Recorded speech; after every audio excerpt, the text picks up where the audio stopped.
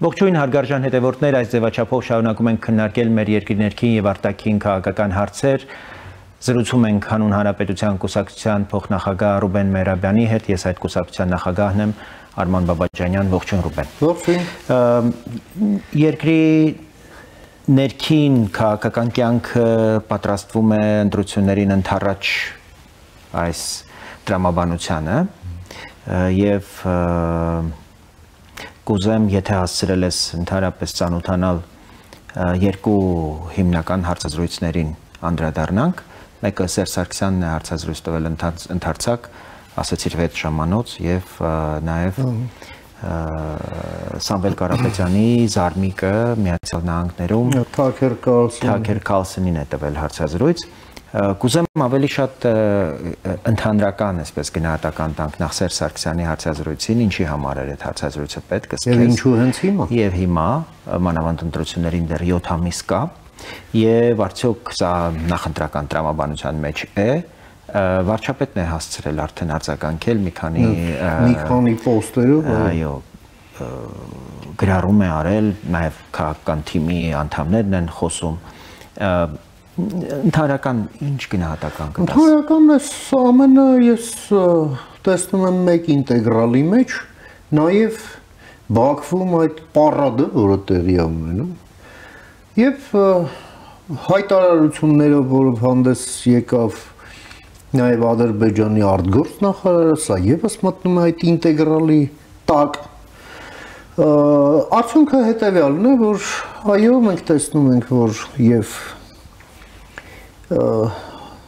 ռուսական ազդեցության կենտրոնները Հայաստանում եւ Ադրբեջանը համատեղ, այսպես ասենք, հիբրիդային հարձակման նոր ալիք են կազմակերպել Հայաստանի դեմ, իսկ բովանդակային առումով էլ արդեն թե այնտեղ ինչ էր հնչում, դա միանգամայն կանխատեսելի էր, որովհետեւ հիմնական թեզերով լրահոսում մենք տեսանք ով ինչ է ասում եւ ինչի համար, եւ այդ ամենը թե ինչու հենց հիմա, ինչու հենց այսօր եւ ինչու հենց նրանք եւ ինչու այսպիսի սինխրոնությամբ այլ հետեւություն ինձ տրամաբանական չի թվում։ Գուցե համընկել է, դե կներեք։ Ոչ բան չի համընկնում։ Չի համընկնում։ Քաղաքականության մեջ համընկնումներ չեն լինում,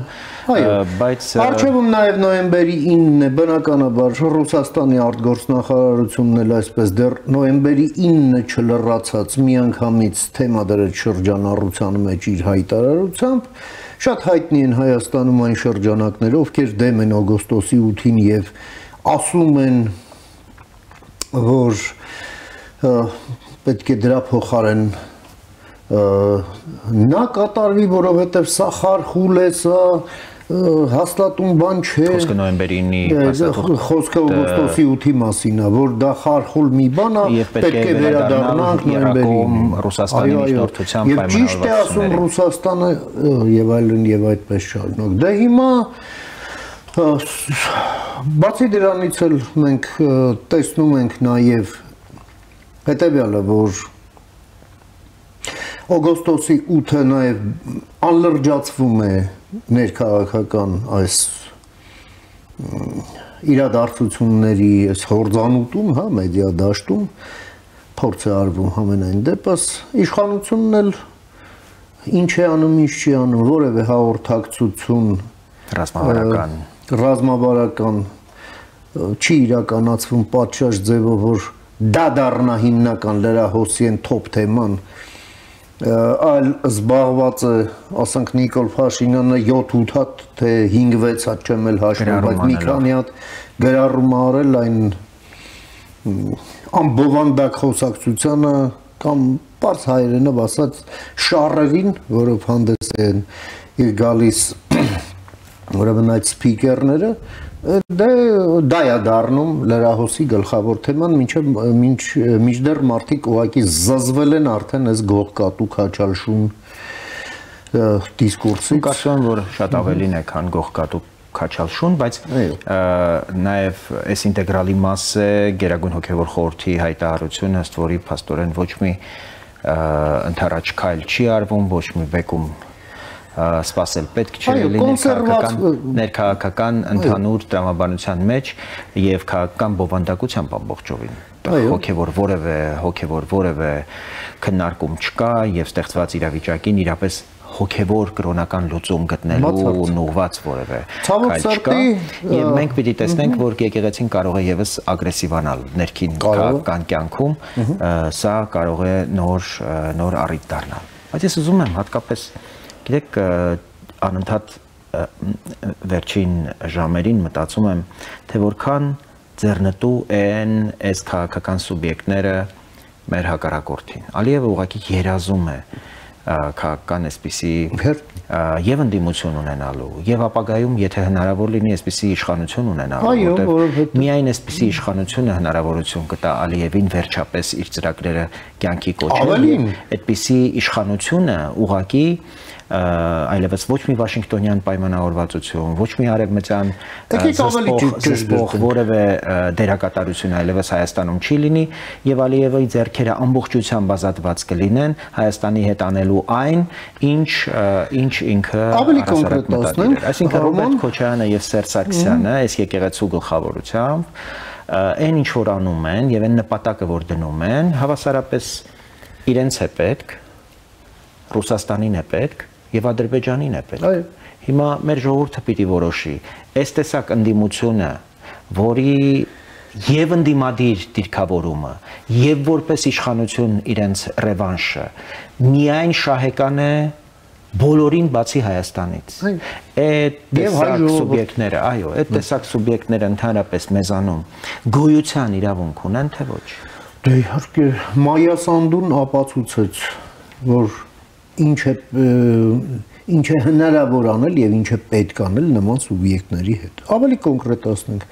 Ալիևը ինչու է մինչև հիմա իր արտգործնախարարի միջոցով թաթախվում այս հայկական խոսակցությունների որովհետև գործող իշխանությունները, որոնք Հայաստանը տարել են արևմտյան ուղեծիր, առավելապես այսօր մենք մեր դաշնակիցների շրջանակը բազմազանեցրել ենք հենց արևմտյան ուրեմն կառույցներում Միացյալ Նահանգների հետ ենք խորացնում հարաբերությունները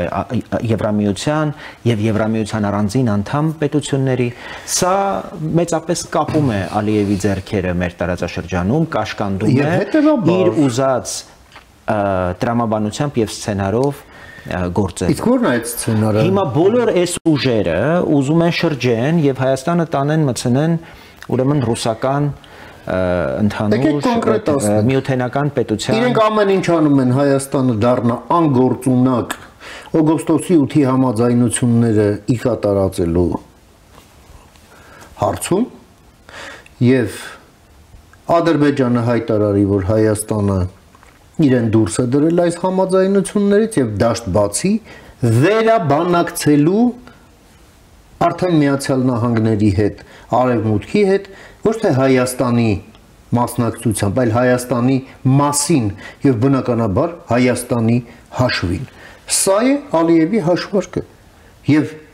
այնպես չի, որ սա ռուսներին ձեռ չի տալիս։ Իհարկե, սա ընդհանուր նաեւ ռուսների ծրագրի մաս է։ Այսինքն Հայաստանում ընդհանրապես ժողովրդավարական բոլոր ուժերին ջախջախել, նրանց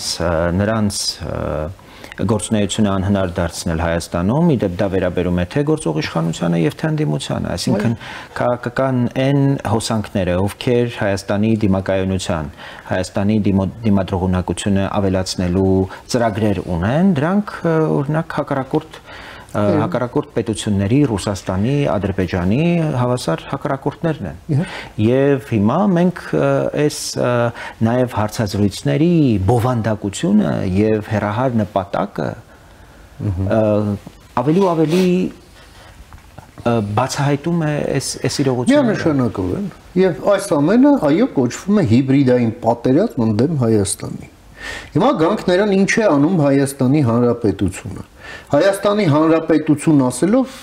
եթե կոնկրետ մարդկանց, կոնկրետ ինստիտուցիաներ իրենց պատասխանատուներով կվերածենք абստրակցիայի։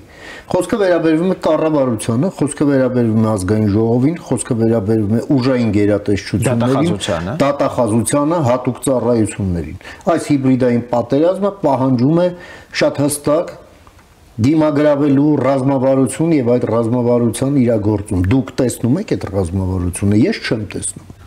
Մենք նույնիսկ կոմունիկացիան ռազմավարական չենք իրականացնում պատշաճ ձևով, ամեն ինչը տնավարի ոտի վրա, սմարթֆոնի վրա վերցնում մի երկու բան գրում ենք, էմոցիայի տակ աչքաչափով, առանց պլանավորման, առանց քաղաքական հստակ ուղենշի։ Անունը դնելով թե դա ավելի բնական ճանապարհ է, մեզ բնական պետք չի, այստեղ հաշվարկներ են պետք։ Սա քաղաքականություն է։ Բիսեդկայի չի կարելի վերածել այս ամեն ինչը։ Հետևաբար հիբրիդային պատերազմը պահանջում է պրոֆեսիոնալ եւ ինստիտուցիոնալ մոտեցում։ Սա մեր պետության առաջնահերթ անելիքն է, ընդ որում պետություն ասելով ես հասկանում եմ ոչ միայն պետությունը որպես հիմնարկ,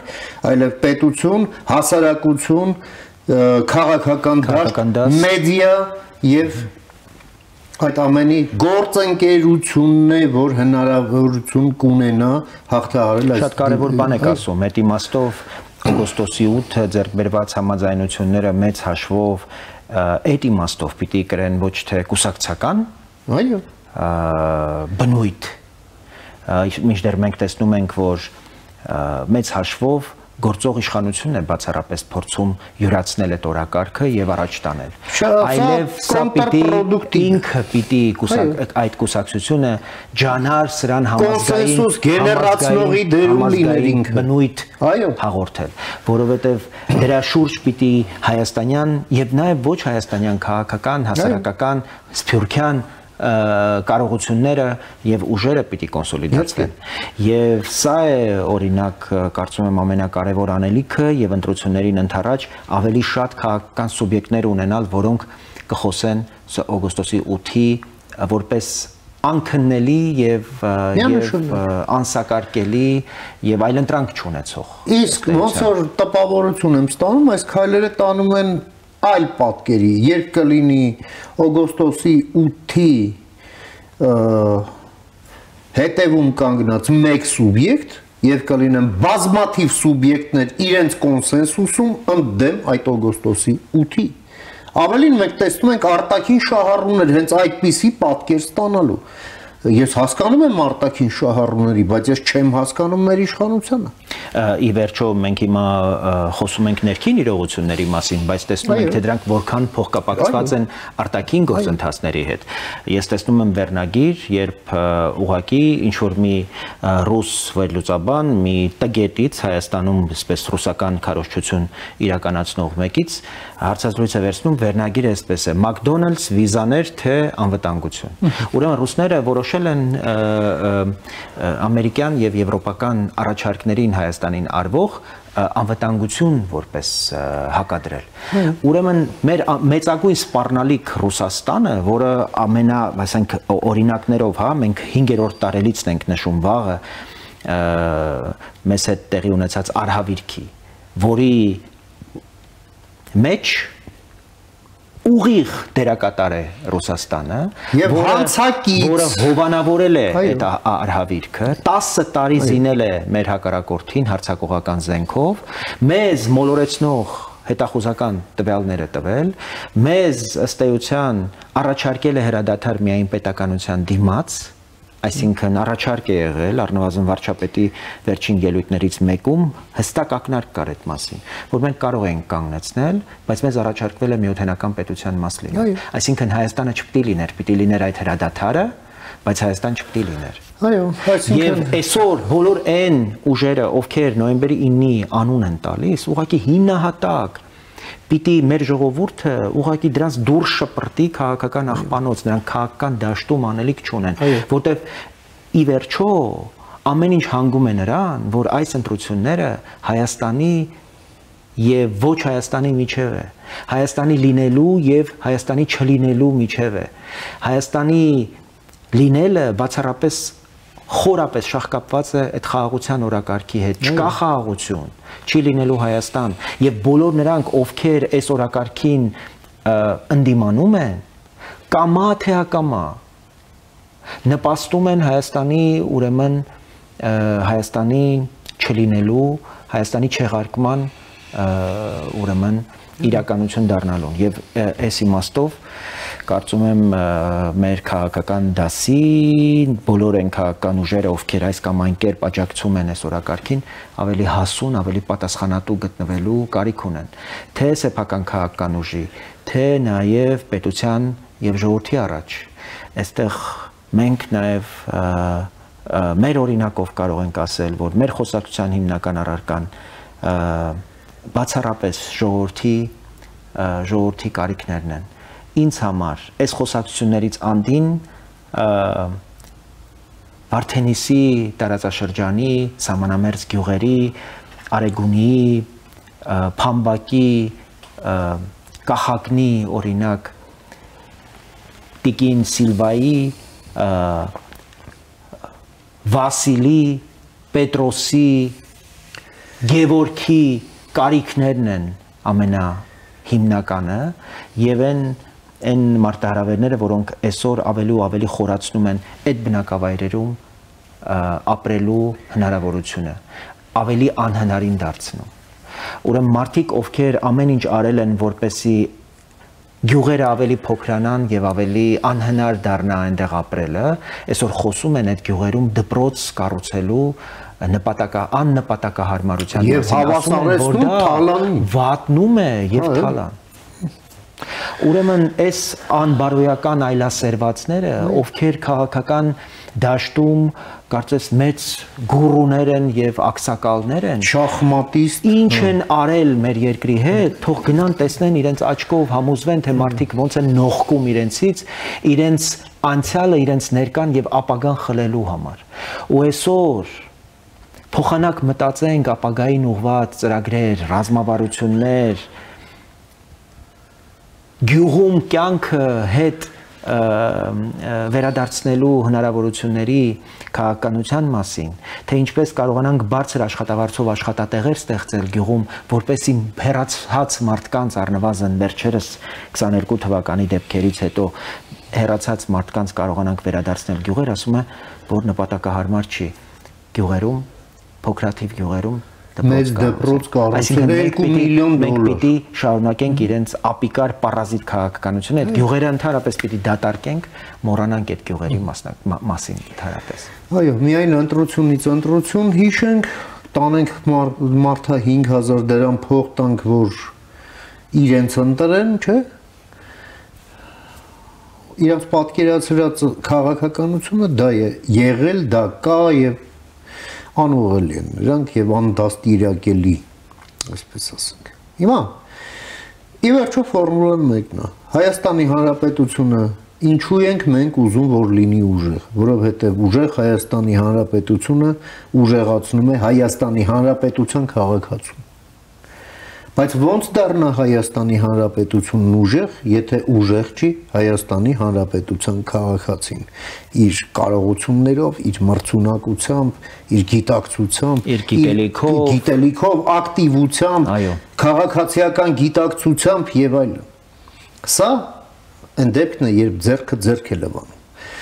Այո, պետությունն իր քայլերով դաշտ պետք է ստեղծի քաղաքացիների ուժեղացման համար, ուժեղացիները ուժեղացնեն իրենցով պետությունը։ Այսպես է այս ամենն աշխատում։ Մենք դեռ այդ անելիքները մեր առջևում են, մենք իրար հետ խոսել ենք այդ մասին, որ տևական կոնֆլիկտը միշտ բթացնում է պետական համակարգին։ Այո, որովհետև քանի կար կոնֆլիկտ, կար պատերազմ, բոլոր հարցերը թվում էին մանր, ժամանակավրեպ, անպետք, կարևոր հարց կա, գնացեք մի ձև ապրեք, մինչև այս հիմնական հարցը վերջացնենք, ու սենց կուտակվելով մենք տեսնում ենք, որ ուղղակի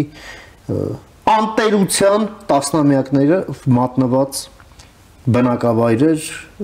մեծ շրջաններ, մարդիկ, խավեր։ Հիմա երբ մենք խոսում ենք, որ արդեն մենք ունենք խաղաղություն, վարչապետն ինքն էլ է ասում, խաղաղությունը ինչի համար է։ Խաղաղությունը միայն այն չի, որ չեն կրակում։ Խաղաղությունը նաև այն է, որ մարդիկ հնարավորություն են ստանում զբաղվել այն գործունեությամբ, իսկ պետությունն էլ կենտրոնանալ այն անելիքների վրա, ինչը հնարավոր չէր պատերազմի ժամանակ։ Այ հիմա է եկել այդ ժամանակը ուժեղ անհատ, ուժեղ պետություն, այսինքն պետությունը ստեղծում է միջավայր, որպեսզի քաղաքացին ուժեղ լինի